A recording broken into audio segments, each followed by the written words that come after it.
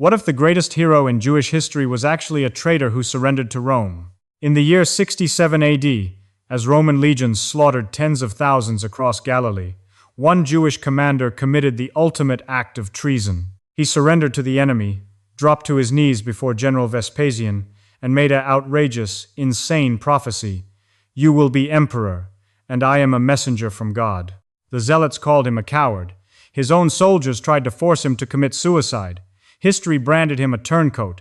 But while Jerusalem burned to ash and the Second Temple was wiped off the earth in 70 AD, this one traitor handed the world the exact historical records that proved the Bible was real. Without his treason, the Dead Sea Scrolls context would be lost, the story of Masada would be a forgotten whisper, and the historical foundation of both Judaism and early Christianity would have been erased by Roman fires. Was Flavius Josephus a self-serving traitor, or an instrument of divine providence who accidentally saved the Bible? History is rarely written by the defeated, but in the case of ancient Judea, it was written by a man whom the defeated hated most. Flavius Josephus, born Joseph ben Mattatyahu, stands as one of the most controversial figures in religious history. A priest of noble blood and a commander of the Jewish rebel forces in Galilee during the Great Revolt against Rome, Josephus was supposed to die in a suicide pact in a dark cave at Jotapata. Instead, he manipulated the lot, walked out alive, and defected to the Roman side. To his fellow Jews, he was the ultimate traitor, an opportunist who dined in Roman palaces while Jerusalem starved and the Second Temple crumbled into ashes. Yet, in the irony of historical destiny, Josephus's betrayal became the very vehicle that rescued biblical history from total extinction. Operating under the patronage of the Flavian emperors who destroyed his homeland, Josephus wrote The Jewish War and Antiquities of the Jews. These massive works preserve the geographical, political, and cultural framework of first-century Judea. He documented the internal politics of the Pharisees and Sadducees, recorded the tragic siege of Masada, provided independent non-Christian references to John the Baptist and Jesus of Nazareth, and proved to the Greco-Roman world that Jewish law was older and grander than Rome itself. Without Josephus, the bridge between the Old and New Testaments would be a dark, silent abyss. This is the story of how a man branded a turncoat became the ultimate archivist of the sacred text. To understand how a man branded as the greatest traitor in Jewish history ended up becoming the single most indispensable secular guardian of biblical history, you have to go back to the summer of the year 67 Common Era. You have to stand in a dark, humid subterranean cave carved into the limestone hills of Galilee, smelling the stench of sweat, iron, and fresh blood. You have to see 40 desperate Jewish freedom fighters holding drawn swords, locked in an intense argument over whether to slit each other's throats or walk out into the blinding sunlight and surrender to the Roman army waiting above. At the center of that dark cave stood a 30-year-old aristocratic priest named Joseph ben Mattatyahu, the man who would later rebrand himself to the world as Flavius Josephus. Josephus was not a born military general. He was a child of extreme privilege, born in Jerusalem into a high-ranking priestly family with royal Hasmonean blood flowing through his veins. Raised in the intellectual heart of Jewish society, Josephus received the absolute finest education ancient Judea could offer. He was a prodigy of religious law, well-versed in Hebrew scriptures, fluent in Aramaic, and thoroughly trained in Greek philosophy and rhetoric. In his late teens, driven by an intense desire to understand the spiritual currents tearing his society apart, Josephus embarked on a deep exploration of the three major Jewish sects of the era. He spent time studying under the strict legal scholars of the Pharisees, examined the worldly aristocratic theology of the Sadducees, and even spent 3 years living in the harsh wilderness with an ascetic hermit named Banus, who washed himself in cold water day and night and ate only what grew wild in nature. By the time he returned to Jerusalem, Josephus had aligned himself with the Pharisees, a group that combined deep devotion to the biblical law with a pragmatic, realistic understanding of political power.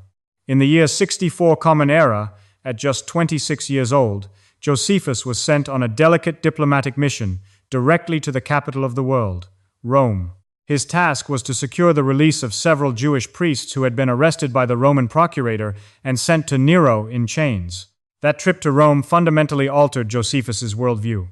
Walking through the marble avenues of the Roman capital, seeing the colossal stone monuments, witnessing the staggering wealth, and observing the cold, disciplined efficiency of the Roman military machine, Josephus realized an undeniable truth. Rome was an unstoppable superpower. It was a global empire that crushed every nation that dared to oppose it. In Josephus's mind, fighting Rome was not an act of religious heroism, it was an act of national suicide. When Josephus returned to Judea, he found his homeland teetering on the edge of total madness.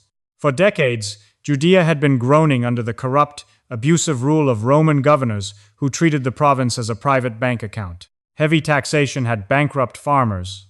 Roman soldiers openly insulted Jewish religious customs, and social inequality had driven thousands of desperate peasants into radical guerrilla movements. The radical faction known as the Zealots believed that the time for political compromise was over. They believed that God was bound by his holy covenant to intervene miraculously on behalf of Israel, just as he had done against Pharaoh in Egypt, if the Jewish people showed the courage to rise up in armed rebellion against their pagan oppressors. In the year 66 Common Era, the powder keg finally exploded.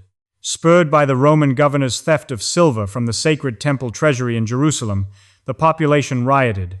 Zealots seized the fortress of Masada, slaughtered the Roman garrison in Jerusalem, and ceased offering daily sacrifices on behalf of the Roman emperor. The Roman governor of Syria, Cestius Gallus, marched a massive army, the 12th Legion, along with thousands of allied troops down into Judea to restore imperial order.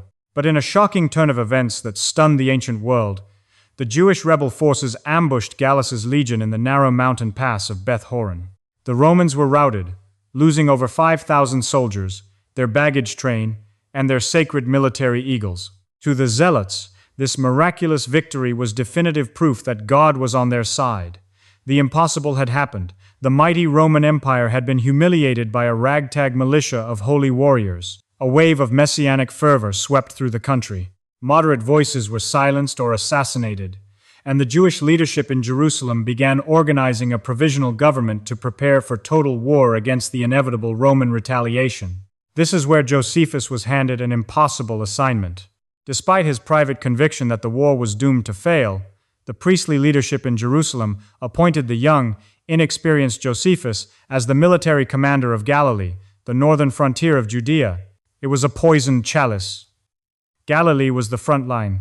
When Rome returned, it would strike Galilee first. Josephus arrived in Galilee to find total chaos. The local population was bitterly divided between radical anti-Roman zealots, wealthy pro-Roman elites, and terrified peasants caught in the middle. City was fighting against city. Josephus threw himself into preparing the province for war, attempting to build a disciplined military force modeled on Roman lines. He fortified several key towns, built defensive walls around strategic hilltop strongholds, and attempted to mediate between rival rebel factions. But his moderate stance and aristocratic background made him deeply suspected by radical leaders, particularly a fiery rebel leader named John of Gishala, who repeatedly tried to assassinate Josephus and turn the Galilean population against him. While the Jewish factions were fighting among themselves, Rome was preparing a response that would be swift, ruthless, and absolute. Emperor Nero, realizing that the Jewish revolt was a serious threat to imperial prestige across the Middle East, selected his most battle-hardened, reliable military general to crush the rebellion, Titus Flavius Vespasian.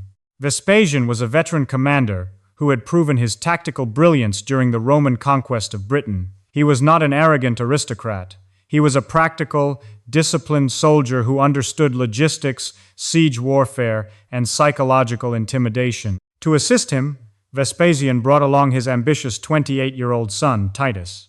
In the spring of 67 Common Era, Vespasian assembled a staggering military force in the city of Ptolemy, on the Mediterranean coast. 3 elite Roman legions, the 5th, the 10th, and the 15th, along with dozens of auxiliary units, cavalry squadrons, and siege engines. In total, over 60,000 highly trained, heavily armored Roman soldiers were prepared to march into Galilee. It was an overwhelming wave of iron, bronze, and fire. As the Roman legions crossed the border into Galilee, Josephus's raw, inexperienced militia melted away in terror. Realizing that he could not face the Roman legions in open battle, Josephus pulled his remaining forces into the heavily fortified hilltop city of Jotapata. Jotapata was a natural fortress. Perched high on a rugged mountain peak, surrounded on three sides by deep, precipitous ravines, the city could only be approached from the north, where a steep slope led up to its thick stone walls. If Galilee had any chance of delaying the Roman juggernaut, it rested on the shoulders of Jotapata. When Vespasian arrived at the base of the mountain, he realized that taking Jotapata would require a grueling, relentless siege. He encircled the entire mountain with a double wall of troops to ensure that no one could escape or bring supplies into the city. What followed was 47 days of pure, unadulterated hell. Day after day, the Roman army constructed massive siege ramps up the northern slope, rolling massive battering rams toward the stone walls. Catapults and stone throwers rained down giant boulders, iron darts, and burning pitch over the ramparts, pulverizing buildings and crushing defenders. Inside the walls, Josephus proved to be an extraordinarily creative and resilient siege commander. When the defenders ran out of water, Josephus ordered them to soak their clothes in their remaining water supplies and hang them over the walls, tricking the Romans into believing the city had water to burn. When the Roman battering rams began pounding the stone walls, Josephus dropped giant sacks filled with chaff over the wall to cushion the impact of the iron rams. When the Romans pushed siege towers against the ramparts, Josephus's men poured boiling oil and burning sulfur onto the soldiers below, melting their armor onto their flesh. For 47 days, the small Jewish garrison held off the most powerful army on earth. But courage could not overcome logistics. The city was starving.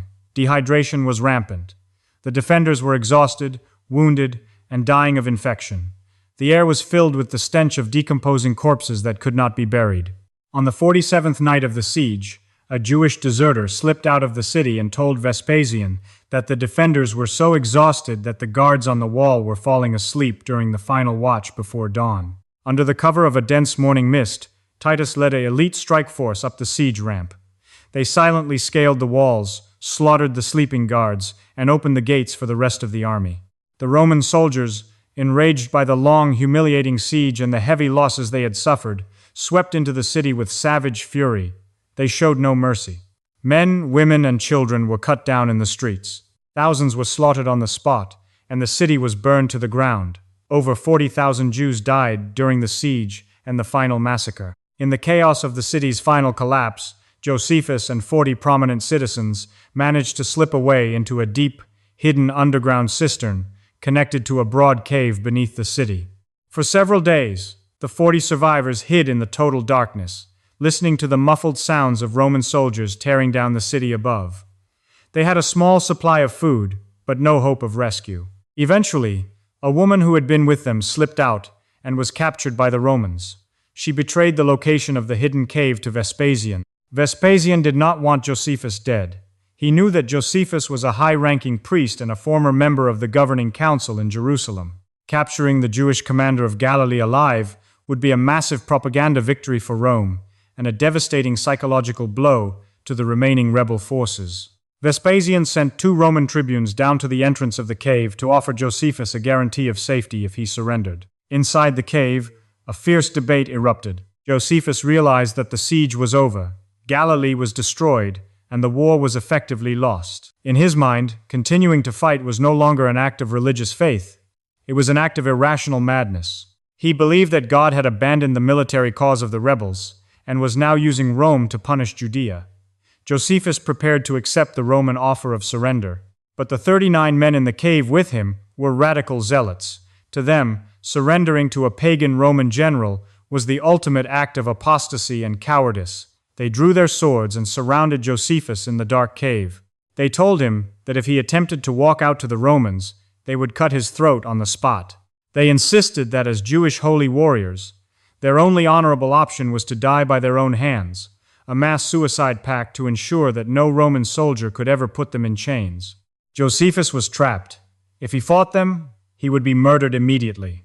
If he walked out, he would be run through with a sword. In his own writings, Josephus claims that in that terrifying moment, he experienced a sudden, profound, spiritual realization. He recalled strange, vivid dreams he had experienced weeks earlier, dreams in which God had revealed to him the future destiny of the Roman Empire and the collapse of the Jewish state.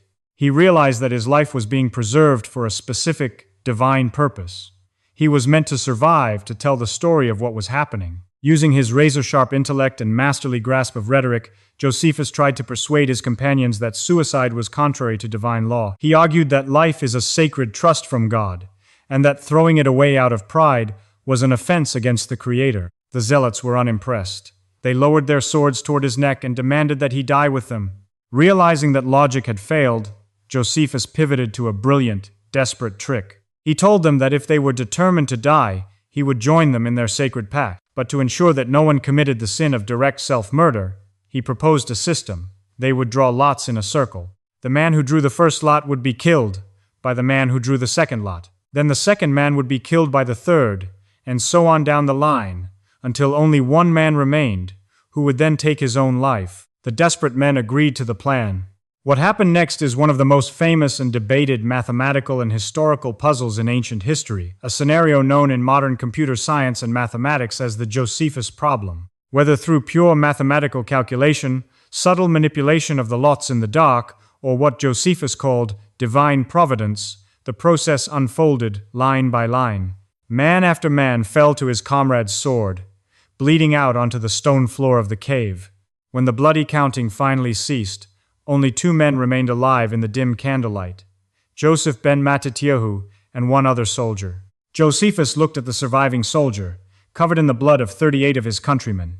He persuaded the man to drop his sword, choose life, and walk out of the cave together. Emerging from the dark underground cistern into the glaring sunlight, Josephus was bound in heavy iron chains and led through the ruined, smoking debris of Jotapata directly to the military tent of General Vespasian. The Roman soldiers surrounded him, shouting insults and demanding his immediate execution. Vespasian looked at the famous Jewish commander, bruised, dirty, and bound in iron, and ordered his guards to prepare Josephus to be sent in chains to Emperor Nero in Rome. Josephus knew that if he was shipped to Nero, he would be tortured and executed in a public spectacle. He needed a miracle. He needed to say something so shocking, so audacious, that Vespasian would be forced to keep him alive. Josephus requested a private audience with Vespasian and his son Titus. Standing before the battle-tested Roman general, the bound Jewish priest cleared his throat and delivered a prophecy that left the Roman officers stunned. "You think, Vespasian, that you have merely captured a prisoner in Josephus. But I come to you as a messenger of greater tidings. You send me to Nero? Why? Will Nero's successors survive? You, Vespasian, are Caesar. You and your son Titus, bind me tighter and keep me for yourself. For you are master not only of me, but of the land and the sea and the whole human race." The Roman officers in the tent laughed out loud. They viewed Josephus as a clever, desperate prisoner, making up a wild story to save his own neck. At that moment in 67 Common Era, the idea that Vespasian, a man from a modest, non-aristocratic family, could become emperor of Rome was utterly absurd. Nero was firmly on the throne, supported by the imperial guard. Vespasian was skeptical, but he was also a deeply superstitious Roman who believed in omens and divinations. Furthermore, Vespasian had already heard from local officers that Josephus had accurately predicted the exact number of days Jotapata would hold out against the siege. Vespasian decided not to execute Josephus, and he decided not to send him to Nero. Instead, he kept Josephus under close house arrest in the Roman camp, bound in chains, waiting to see if the Jewish priest's crazy prophecy would come true. For 2 long years, Josephus remained a prisoner of war, watching from his chains as the Roman legions systematically destroyed city after city across Judea. Then, in June of 68 Common Era, shockwaves hit the Roman camp. Emperor Nero had been overthrown and committed suicide in Rome. The Roman Empire collapsed into absolute political chaos, entering a dark period known to history as the Year of the Four Emperors. Civil war erupted across the empire as rival generals marched on Rome, seizing the throne only to be murdered months later. In July of 69 Common Era, the Roman legions stationed in Egypt, Syria, and Judea made their move. They refused to recognize the rival emperors in Rome and proclaimed their own beloved general, Vespasian, as the supreme emperor of the Roman world. Vespasian handed command of the war in Judea to his son Titus and rushed to Rome, where he successfully seized total power, establishing the Flavian dynasty. Sitting in his palace in Rome as the absolute ruler of the Mediterranean world, Vespasian remembered the chained Jewish prisoner who had stood in his tent 2 years earlier in the mud of Galilee and predicted his rise to the throne. Vespasian dispatched an immediate imperial order to Judea. Joseph ben Mattatyahu was to be freed instantly. To mark the total restoration of his honor, Vespasian ordered that Josephus's iron chains should not merely be unlocked, but chopped apart with an axe, a formal Roman ritual indicating that a man had been unjustly bound. As a gesture of deep gratitude and allegiance to his royal patrons, Joseph ben Mattatyahu adopted the family name of the emperor. The aristocratic Jewish priest from Jerusalem officially became Flavius Josephus. To his countrymen fighting in the starving, besieged streets of Jerusalem, Josephus was the ultimate traitor, a turncoat who had traded his nation's blood for Roman favor, adoption into the imperial family, and a seat at the emperor's table. To the Romans, he was a useful, educated native informant who understood the complex, alien language, geography, and religious psychology of the rebellious Jewish people. But in the grand architecture of history, Josephus was standing at a critical crossroads. He was the only human being alive who possessed a high-level insider's understanding of both worlds, the sacred, ancient world of biblical Judea and the cold, powerful world of imperial Rome. And as Titus gathered 4 elite Roman legions to march on the holy city of Jerusalem in the spring of 70 Common Era, Flavius Josephus rode alongside him not as a soldier with a sword, but as an observer with a quill, destined to record the apocalyptic birth of a new world. By the spring of the year 70 Common Era, the great Jewish revolt had reached its terrifying, inevitable climax. The Roman army had systematically crushed the rebellion across Galilee, the coastal plains, and the Jordan Valley. Now, only one target remained: Jerusalem. For the Roman Empire, Jerusalem was not just another rebellious provincial capital. It was a massive, heavily fortified mountain stronghold, protected by 3 concentric stone walls, deep natural ravines, and a population that had swollen to hundreds of thousands of pilgrims who had flooded into the city for the Feast of Passover. At the physical and spiritual center of this fortress city stood the Second Temple, a monumental complex of white marble, massive stone blocks, and gleaming gold plates that dominated the skyline and represented the absolute center of Jewish identity, worship, and national pride. Riding at the head of the imperial forces was the 28-year-old Roman general Titus, the son of the new emperor Vespasian. Titus brought with him 4 elite legions, the 5th, 10th, 15th, and 12th, totaling over 60,000 heavily armored soldiers, supported by massive siege engines, battering rams, and auxiliary forces. Riding directly behind Titus, dressed in Roman attire but carrying an unbearable burden of guilt and hatred, was Flavius Josephus. Josephus was placed in an extraordinarily dangerous, deeply agonizing position. To the Roman legionnaires, he was an alien, a member of a treacherous race that had slaughtered thousands of Roman soldiers. They looked at him with deep suspicion, constantly whispering that he was a double agent, passing secret signals to the defenders on the walls. To the Jewish defenders inside Jerusalem, Josephus was the ultimate monster, a coward who had survived the slaughter at Jotapata, sold out his comrades, adopted the name of the pagan emperor, and was now eating at the table of the man who had come to erase their holy city from the face of the earth. Whenever Josephus approached the city walls, the Jewish defenders screamed curses at him, spat, hurled stones, and shot arrows at his head. Yet, despite the hatred coming from both sides, Titus saw immense value in Josephus. Titus needed an educated, fluent negotiator who could communicate with the besieged population in their native Aramaic, explain Roman terms, and convince the rebels that continued resistance meant total annihilation. Inside the walls of Jerusalem, the situation was far worse than the Romans outside could have ever imagined. Instead of uniting against the common Roman threat, the city had devolved into a nightmare of internal civil war. 3 fanatical rebel factions, led by rival warlords John of Gisela, Simon Bar Giora, and Eleazar ben Simon, were locked in a savage struggle for absolute control of the city. These radical leaders believed with unyielding, apocalyptic zeal that the destruction of Rome was imminent. They believed that God was allowing the pagan army to reach the very walls of the temple so that he could perform an unprecedented, miraculous intervention to destroy the heathens, just as he had done against the Assyrians in the days of King Hezekiah. In their fanatical madness, the rival factions committed an act of catastrophic self-sabotage that sealed the city's fate. They set fire to each other's massive granaries and food storehouses inside the city walls. Years' worth of grain, dry provisions, and essential supplies that could have sustained the population through a decade-long siege were reduced to piles of ash in a matter of days. The civil war burned the city's lifeblood before a single Roman battering ram had even touched the outer wall. Within weeks, a horrific, unimaginable famine gripped Jerusalem. Josephus recorded the horrors of this famine with devastating, unforgettable precision. As the weeks dragged on, ordinary life vanished. People sold their entire estates for a single measure of wheat or barley. Groups of starving citizens broke into private homes, searching for hidden scraps of food. If a family was found eating, others would rip the warm bread directly out of their mouths. Old men were beaten for holding onto scraps of food. Women were dragged by their hair for hiding morsels for their children. People resorted to eating leather straps from their shoes, girdles, shield covers, and ancient wisps of dry hay.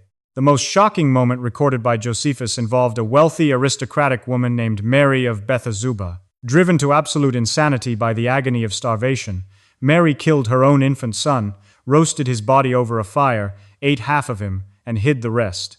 When armed rebels broke into her house, drawn by the smell of cooked meat, and demanded her food, she unveiled the remaining half of her roasted child. Even the bloodthirsty zealots recoiled in horror and fled into the streets. Across the city, thousands of people died every single day. The living no longer had the strength or resources to bury the dead. Corpses were piled up in empty houses, stacked in side streets, or hurled directly over the city walls into the deep ravines below, where they rotted under the blazing summer sun. Josephus recorded that when General Titus rode around the base of the city walls and saw the deep ravine, raised his hands to heaven and called God to witness that this was not his doing. Hoping to save his hometown, his family, and the sacred temple from total destruction, Josephus was repeatedly ordered by Titus to walk up to the foot of the city walls and plead with the defenders to surrender. It was a surreal, heartbreaking scene. Standing just out of range of arrow fire, holding out his hands, Josephus spoke to the crowds of starving citizens and fanatical warriors looking down from the battlements. Speaking in high-sounding Aramaic, Josephus poured out his heart, begging them to look at the reality of their situation.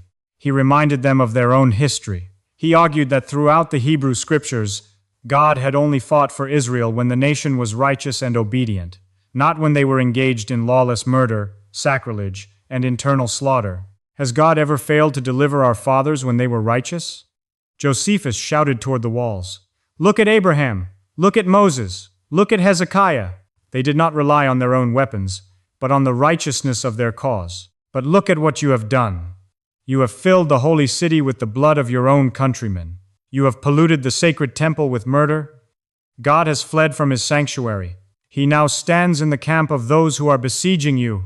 Josephus pleaded with them to save their wives, their children, and the glorious temple, pointing out that Rome did not want to destroy the city. Rome only wanted submission and tax revenue. He offered them full pardons from Titus if they laid down their arms. The response from the battlements was immediate and brutal. The zealot fighters mocked Josephus, hurled insults at his family, and showered him with arrows and stones. They called him a weak, cowardly traitor who had sold his soul for Roman gold. During one of these speeches, a stone struck Josephus in the head, knocking him unconscious to the ground.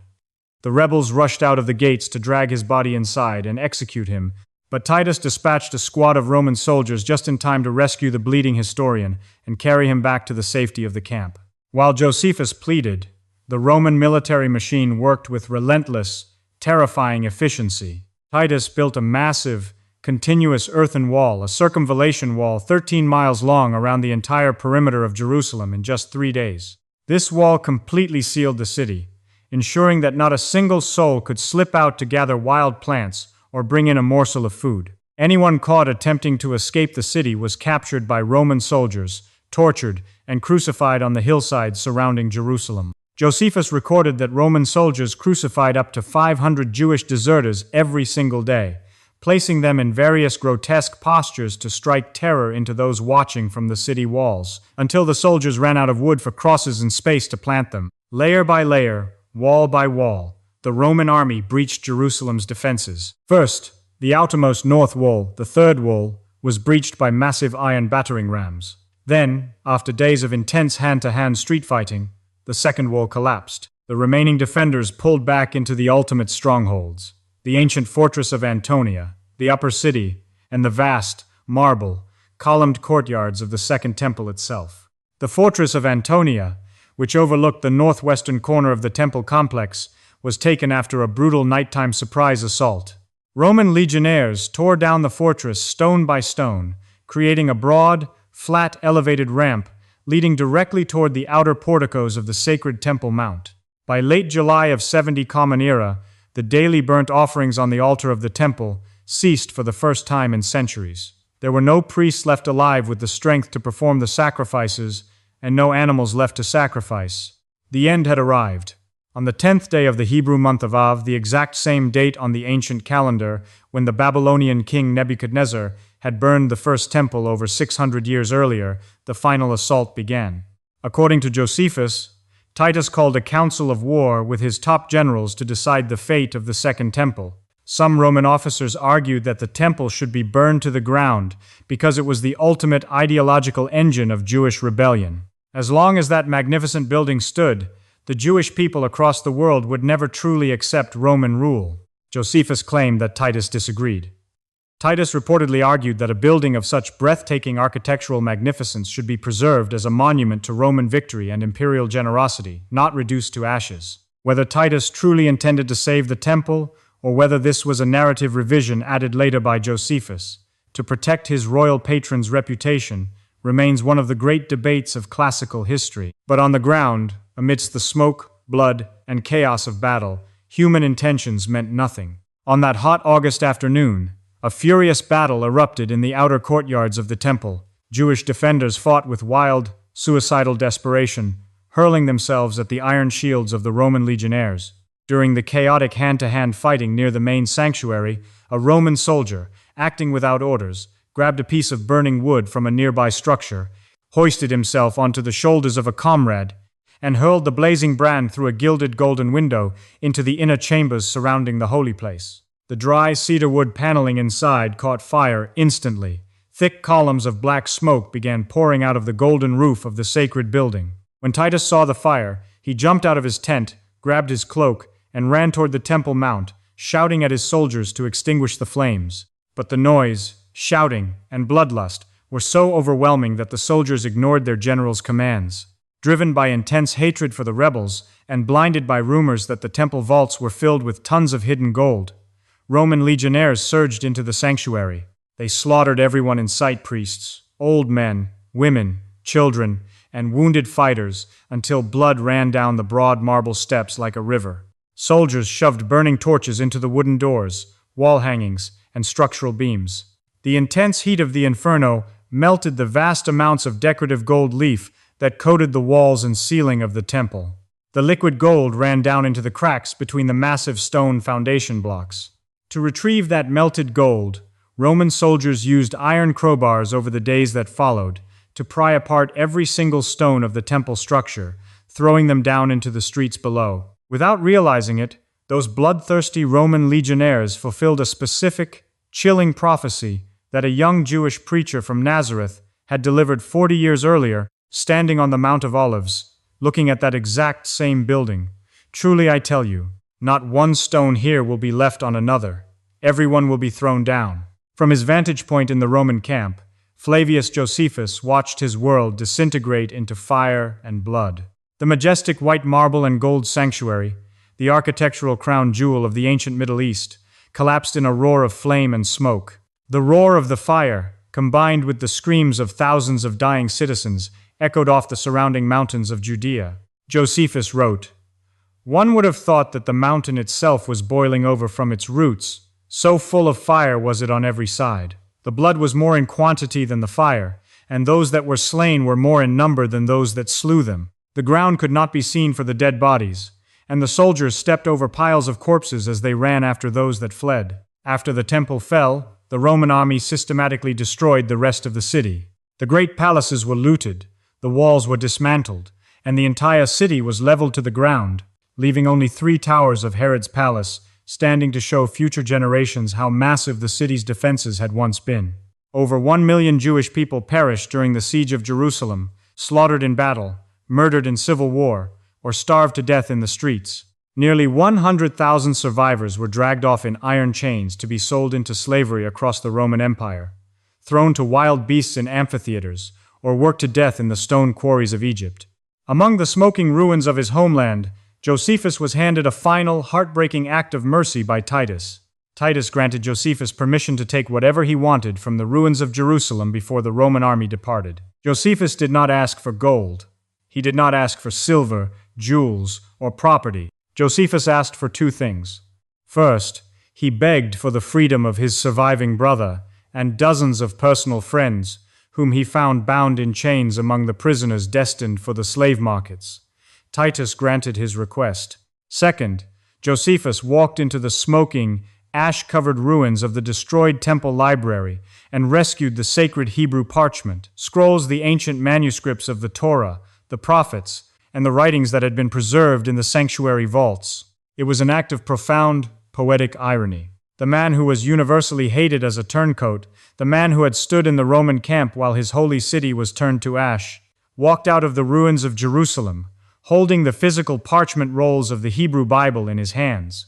The Second Temple was gone. The high priesthood was dead. The sacrificial system that had defined Jewish worship for over 1,000 years was permanently destroyed. The nation of Judea was erased from the political map. Everything that had physically anchored biblical religion to the soil of the ancient world had been reduced to smoke and stone dust. As Titus marched his victorious legions back to Rome, dragging the golden menorah, the sacred table of showbread, and thousands of chained Jewish slaves to be paraded through the streets of the Roman capital in a grand triumphant procession, Flavius Josephus sailed with him. The physical Bible of brick, marble, blood, and stone was dead. Now, sitting in an imperial villa in Rome, funded by the very family that had destroyed his nation, the traitor picked up his quill to ensure that the memory of that ancient world would never die. When Flavius Josephus arrived in Rome in the year 71 Common Era, he walked into a city celebrating the total, bloody destruction of his homeland. The Roman capital was intoxicated with imperial victory. The Flavian dynasty Emperor Vespasian and his sons, Titus and Domitian, needed to prove to the Roman Senate and the Roman populace that their newly claimed imperial throne was legitimate. To solidify their power, they turned the brutal crushing of the Jewish revolt into the defining military triumph of the age. Josephus stood in the crowd on the streets of Rome and watched the grand Flavian triumphal procession.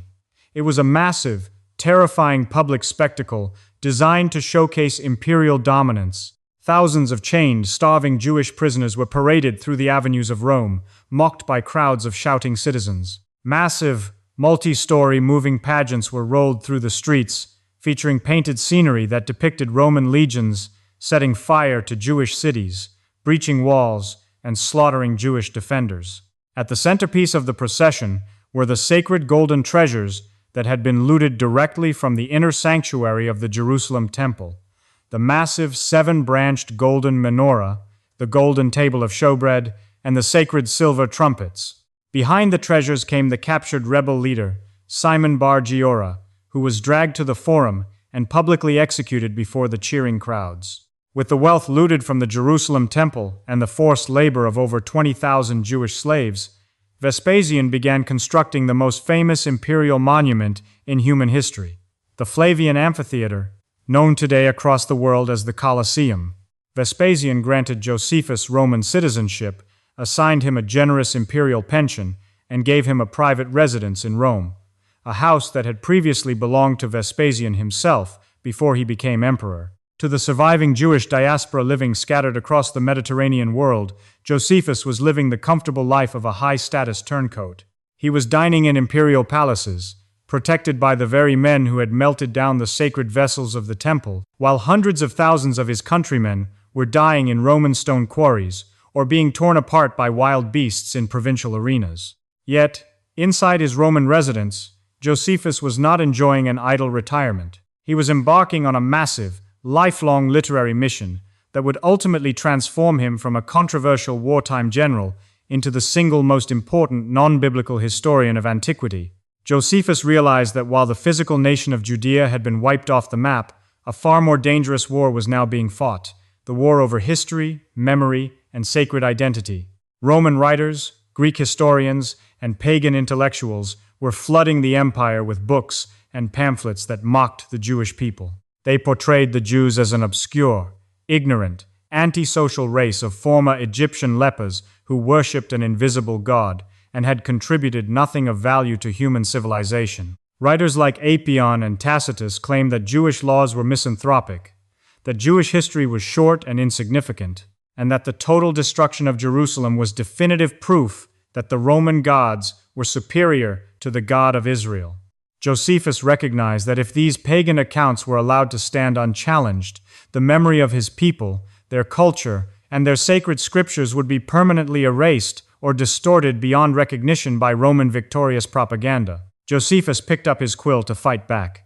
He decided to use the very language, rhetorical tools, and historical methods of the Greco-Roman intellectual world to defend his defeated people. His first major project, published around 75 Common Era, was the Jewish War, Peri tou Iudaikou Polemu.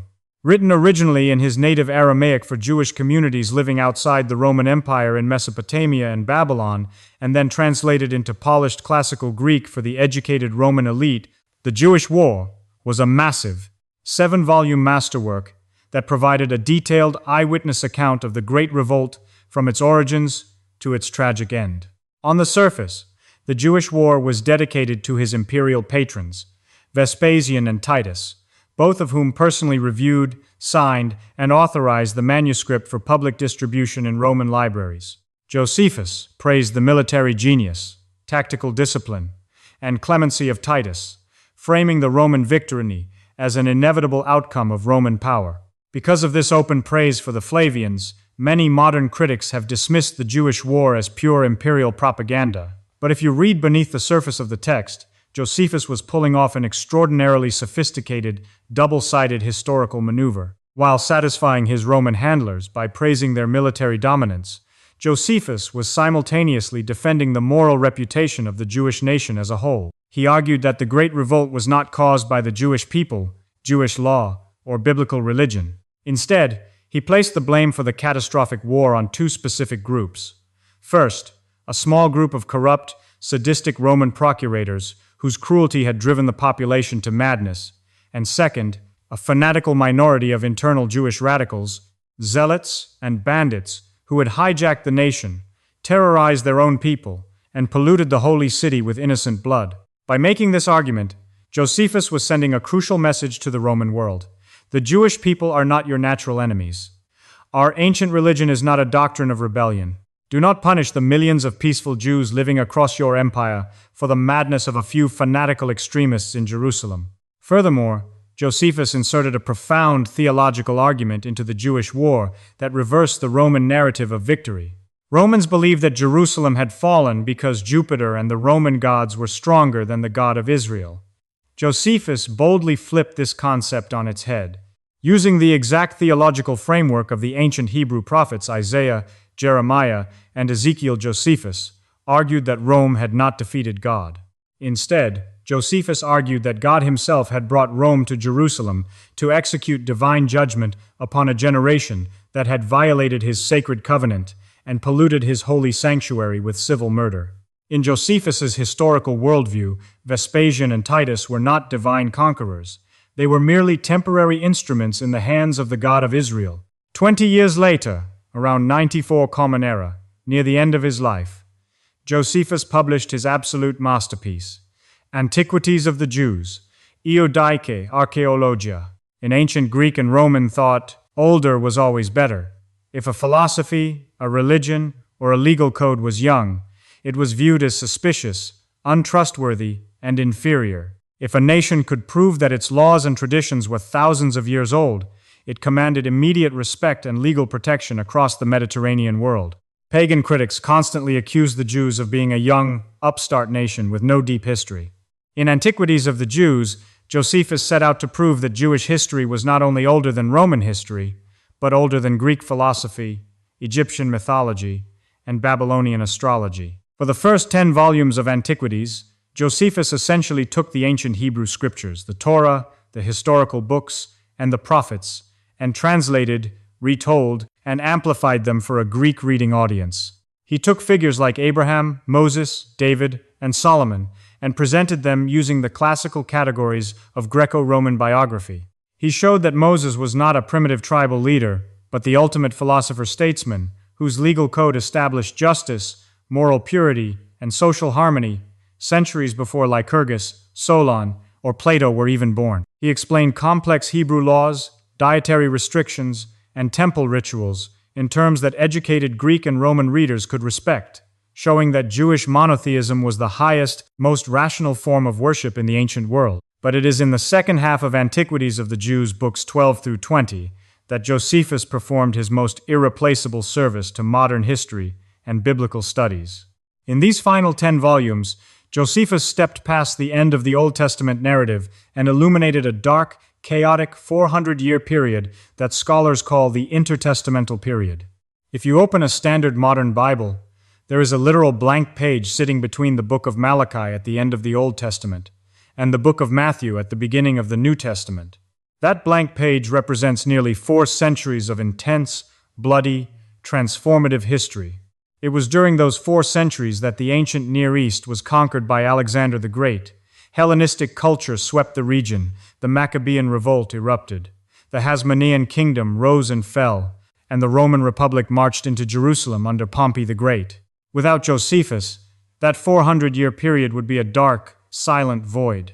Josephus provided the detailed, continuous narrative framework for this entire era. He recorded the rise of the Hasmonean dynasty, the bloody civil wars between Jewish princes, the rise of Antipater, and the brutal, paranoid, 33-year reign of Herod the Great. Nearly everything we know today about the physical life, psychological madness, monumental building projects, and family executions of King Herod comes directly from the quill of Flavius Josephus. He described Herod's massive architectural achievements, the construction of the deep-water harbor city of Caesarea Maritima, the mountaintop fortress palace of Masada, the desert palace of Herodium, and above all, the breathtaking, decades-long expansion and rebuild of the Second Temple complex in Jerusalem. Furthermore, Josephus provided the essential social, political, and religious mapping of first-century Judea, the exact world into which Jesus of Nazareth was born and early Christianity emerged. If you read the 4 Gospels in the New Testament, you encounter groups, institutions, and political dynamics that are never explained in detail within the Gospel texts themselves. The Gospel writers assume their readers already know who the Pharisees are, who the Sadducees are, what the Sanhedrin does, and why everyone hates the Roman tax collectors. It is Josephus who gives us the deep background mechanics of that world. Josephus provided the definitive ancient breakdown of the 3 major Jewish philosophies of the first century. The Pharisees. Josephus described them as the popular, highly influential party of the common people, who held a strict devotion to both the written law of Moses and the oral traditions of the elders. He explained their beliefs in the immortality of the soul, the resurrection of the dead, the existence of angels, and a complex balance between divine sovereignty and human free will. The Sadducees. Josephus detailed this wealthy, conservative, aristocratic party, composed mainly of high-ranking priestly families. He noted that they rejected the oral traditions entirely, holding strictly to the written text of the Torah. He recorded that they denied the resurrection of the dead, rejected the idea of an afterlife or angels, and emphasized absolute human free will. The Essenes. Josephus offered a fascinating, detailed account of this radical, ascetic communal movement that had withdrawn into the wilderness to live lives of extreme ritual purity, shared property, celibacy, and intense apocalyptic expectation.